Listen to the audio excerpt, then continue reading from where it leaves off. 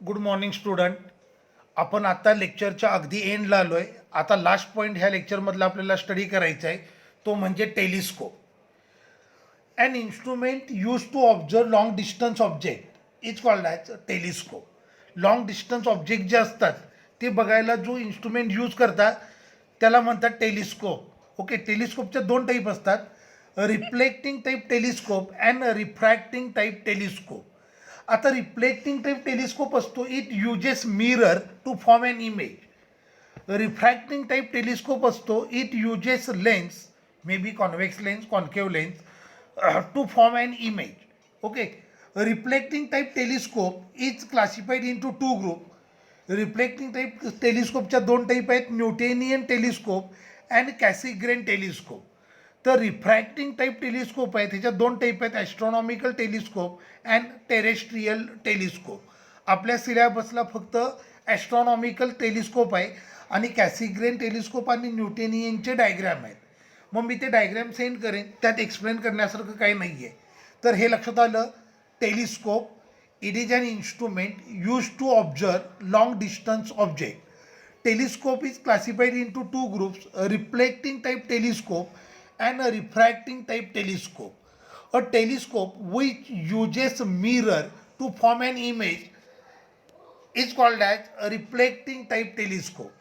A telescope which uses lens to form an image is called as a refracting type telescope.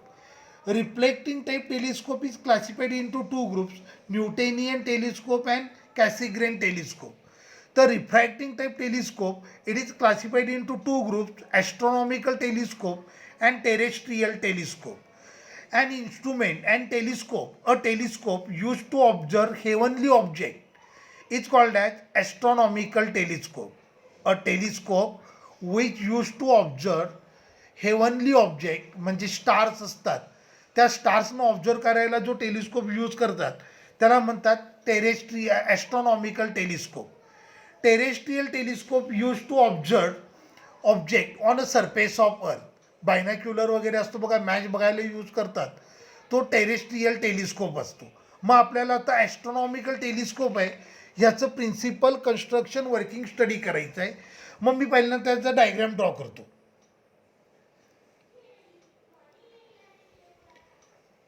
This is principal axis. It uses two convex lens. A convex lens having larger aperture and large focal length, which focusing to the object is called as objective lens. It consists of two convex lenses.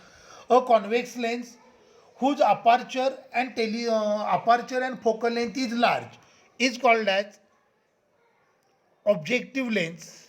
Another lens whose aperture and focal length is small is called as eyepiece lens. पहिली lens आहे तिथं aperture आणि focal length large आहे, जी ऑब्जेक्टला focus करते त्याला म्हणायचं objective lens. Another lens whose aperture is and focal length is small which is focusing to the eye is called as eyepiece. Okay, आता long distance objects are incident on objective lens. पहिला ray आहे, first ray, it is passing to center of curvature, so after refraction it will pass without any deviation. Another ray incident on objective lens, after refraction rays meet at this point we get image. Okay, इथे image form झाली, ही image A', B'. ही image objective लेन्सनं जे refraction केलं आहे त्या रिफ्रॅक्शनमुळं फॉर्म झालेली इमेज आहे. Okay, this image is adjust in such a way that it will form between pole and focus of objective lens, eyepiece lens. ह्या इमेजला असं ॲडजस्ट केलं आहे की ही इमेज फॉर्म होते between pole and focus of eyepiece lens. After refraction bye eyepiece we get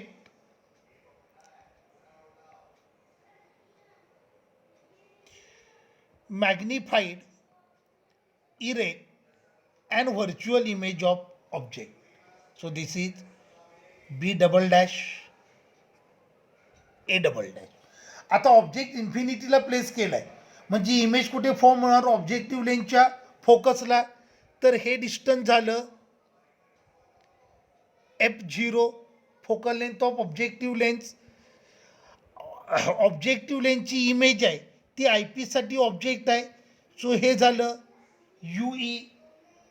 final image distance of distinct व्हिजनला form झाले. सो हे झालं D. हा अँगल अल्फा, हा अँगल बीटा. लक्षात आलं याचं कन्स्ट्रक्शन लक्षात आलं. It consist of two convex lens. A convex lens having larger aperture and focal length which is focusing to the object is called as objective lens. Another lens having smaller focal length and aperture which is focusing to the eye is called as eyepiece lens. These two lenses are fit coaxially in a metal tube and then distance between these two lenses can be changed by using screw. Principle काय आहे बघा. A long distance object are incident on objective lens. After refraction by objective lens, a magnified, enlarged, magnified, virtual and erect, virtual and inverted image will form. This image is adjusted in such a way that this image will form between pole and focus of eyepiece lens. After refraction by eyepiece lens, we get highly magnified, erect and virtual image of object. Clear झालं. मग angular magnification. Angular magnification formula असतो it is ratio of angle made by image with eye to the angle made by object with eye. बरोबर आहे. Magnifying पॉवरचा formula असतो it is a ratio of angle made by object with eye to the image with eye. Angle small आहेत so angle small असेल तर बीटाला तुम्ही tan beta लिहू शकता आणि अल्फाला टॅन अल्फा लिहू शकता. Therefore magnifying power is equal to हे आलं tan beta upon tan alpha. मग टॅन अल्फा आणि टॅन बीटा फाइंड करूयात. इन ट्रायंगल डायग्राम बघा. In triangle C1 A dash B dash. In triangle C1 A dash B dash. Tan alpha is equal to A dash B dash upon C1 A dash. Tan alpha किती आला. Tan alpha is equal to A dash B dash upon C1 A dash. Similarly tan beta पण काढूया. In triangle C2 A dash B dash. In triangle C2 A dash B dash. tan beta is equal to A dash B dash upon C2 A dash. मग magnifying पॉवरच्या फॉर्म्युल्यामध्ये value put करतो. Therefore magnifying power is equal to tan beta म्हणजे A dash B dash upon C2 A dash divided by tan alpha A dash B dash upon C1 A dash. So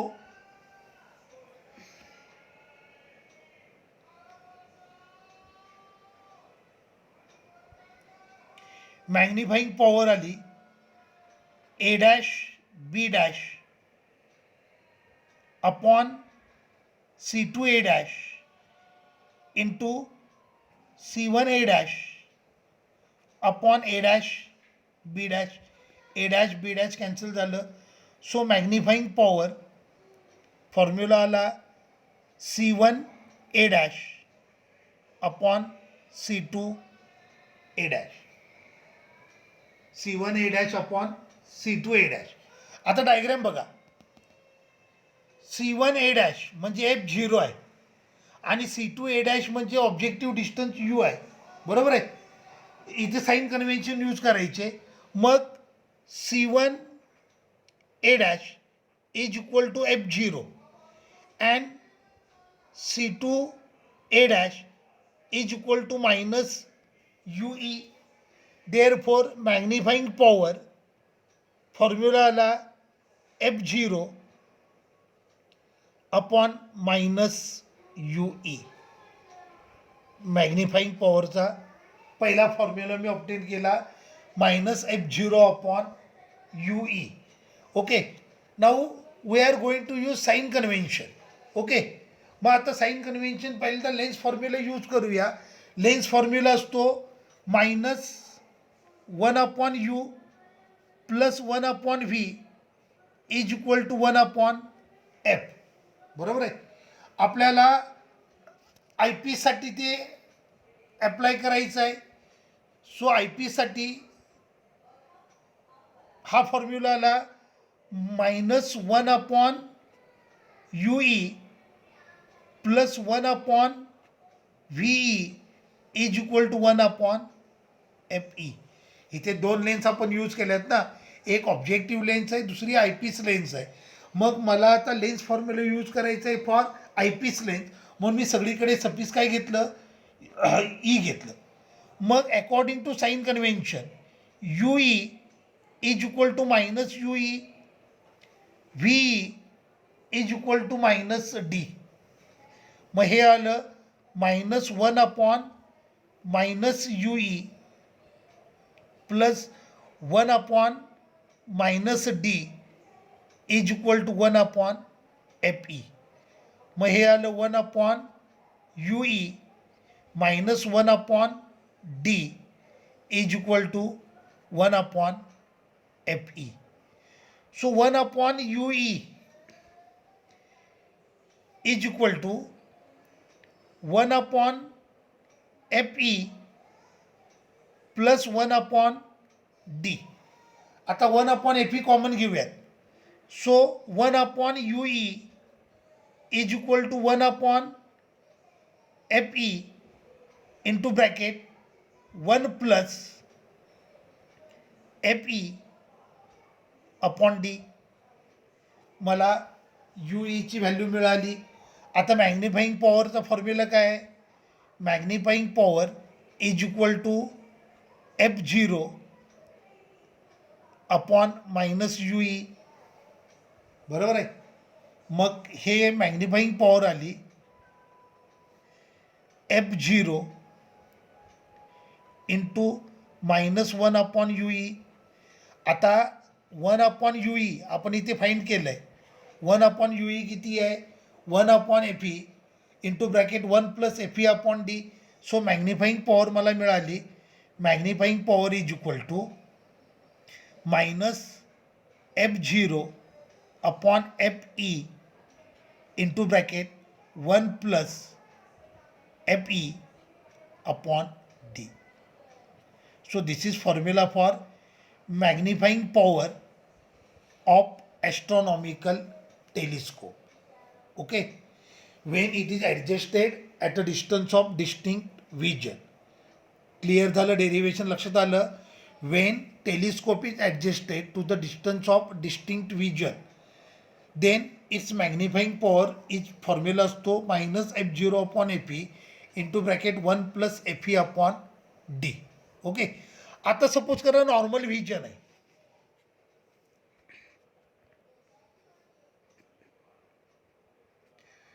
normal vision असेल तर image इन्फिनिटीला form होईल. So D is equal to infinity आलं. मग magnifying power आली minus F0 upon FE. कळलं का तुम्हाला. जर टेलिस्कोपला तुम्ही ॲडजस्ट केलं असेल फॉर नॉर्मल व्हिजन तर इमेज फॉर्म होईल ॲट इन्फिनिटी. ओके, मग MP इज इक्वल टू किती आलं, minus F0 upon FE. Okay, हे आपल्या टॉपिकचा एंड पार्ट होता. हा एकच लेक्चर राहिलं होतं, ते आपण कंप्लीट केलं. आता नेक्स्ट लेक्चरपासून आपण नवीन टॉपिक स्टार्ट करतोय, तो म्हणजे इलेक्ट्रोस्टॅटिक. आता मी काय करणार आहे, तिन्ही लेक्चर एकत्र सेंड करणार आहे, म्हणजे तुम्हाला हे सलग स्टडी करता येईल. ठीक आहे, थांबूया.